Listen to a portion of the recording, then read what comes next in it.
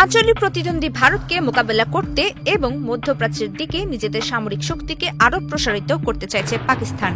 এজন্য চীনের নকশায় তৈরি প্রথম সাবমেরিনটি আগামী বছর সক্রিয় পরিষেবায় যুক্ত করার আশা করছে দেশটির নৌবাহিনী। গ্লোবাল টাইমসকে দেওয়া এক সাক্ষাৎকারে দেশটির নৌপ্রধান অ্যাডমিরাল নাভিদ আশরাফ এই তথ্য জানান। তিনি আরও বলেন, 8টি হ্যাঙ্গো শ্রেণীর সাবমেরিন সরবরাহের প্রকল্পটি সুষ্ঠুভাবে এগিয়ে চলছে এবং 2028 সালের মধ্যে সবগুলো সাবমেরিন হস্তান্তর সম্পূর্ণ হবে। এই সাবমেরিনগুলো পাকিস্তানের উত্তর আরব সাগর ও ভারত মহাসাগরে টহল দেওয়ার সক্ষমতা বাড়াবে।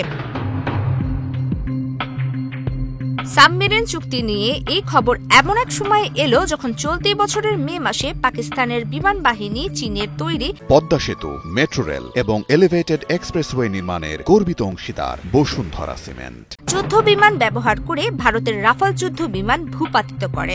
পারমাণবিক শক্তিধর দুই প্রতিবেশীর এই সংঘর্ষ সামরিক বিশেষজ্ঞদের বিস্মিত করেছে এবং চীনের অস্ত্রের কার্যকারিতা নিয়ে নতুন বিতর্ক সৃষ্টি করেছে। প্রায় $500 কোটি এই সাবমেরিন চুক্তি অনুযায়ী প্রথম 4টি সাবমেরিন তৈরি হবে চীনে, আর বাকি 4টি পাকিস্তানে সংযোজন করা হবে।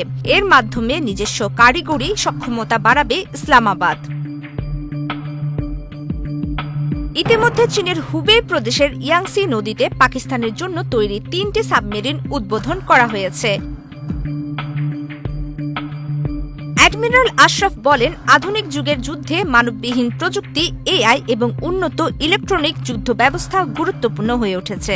পাকিস্তান নৌবাহিনী এসব প্রযুক্তির উপর জোর দিচ্ছে এবং চীনের সঙ্গে সহযোগিতার সম্ভাবনা খুঁজছে।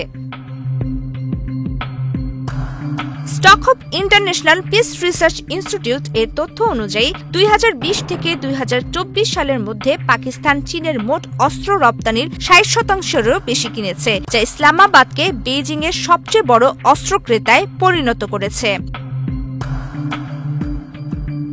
অস্ত্র বিক্রির পাশাপাশি চীন পাকিস্তানে বিপুল বিনিয়োগ করেছে আরব সাগরের দিকে তাদের সংযোগ বাড়াতে। চীনের শিনজিয়াং অঞ্চল থেকে পাকিস্তানের গভীর সমুদ্র বন্দর গোয়াদার পর্যন্ত 33,000 কিলোমিটার দীর্ঘ অর্থনৈতিক করিডোর তৈরি করা হয়েছে। চীন পাকিস্তান অর্থনৈতিক করিডোর প্রেসিডেন্ট শি জিনপিং এর বেল্ট অ্যান্ড রোড উদ্যোগের একটি প্রধান প্রকল্প।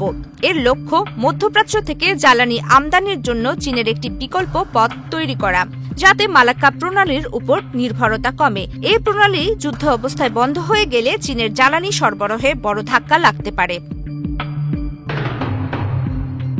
এই উদ্যোগের মাধ্যমে চীন প্রভাব বিস্তার করেছে আফগানিস্তান, ইরান ও মধ্য এশিয়ার দিকে। পাশাপাশি ভারতের চারপাশে একটি কৌশলগত বলয় তৈরি করেছে, যেখানে মিয়ানমারের সামরিক সরকারের সঙ্গে বেইজিং এর ঘনিষ্ঠ সম্পর্ক ও বাংলাদেশের সঙ্গে সৌহার্দ্যপূর্ণ সম্পর্ক গুরুত্বপূর্ণ ভূমিকা রাখছে।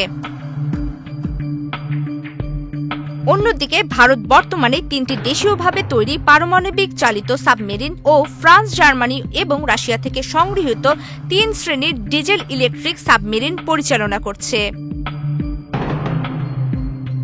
প্রমিতি কিবরিয়া ইসলাম, বাংলাদেশ প্রতিদিন।